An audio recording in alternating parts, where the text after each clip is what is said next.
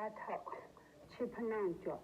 ရှူတင်းရှူထုံးနဲ့ထိန်ထားမယ်ဒီအကွက်လေးကခနာကိုတစ်ခုလုံးတင်းအားကိုဆက်ဆံပေးရမှာကခြေတလုံးစက်သားတန်မာစေတယ်ခြေတလုံးစက်သားတန်မာရင်နှလုံးအတွက်ကောင်းတယ်နော်โอเคဒီချင်းရှော့ဘယ်လေးကိုရှော့ချဟုတ်ဒါနဲ့ဖက် impression မှာလက်အုပ်ချီတဲ့အနေထားနဲ့နေလိုက်မယ်ရှူလက်လေးအပေါ်ကိုဆက်ရှူထုံးတဲ့လေးနဲ့သူဝန်ပတ်ဖွင့်ဒီမှာပိုက်ကိုရှေ့တော့ခေါင်းကိုပြုံးမယ်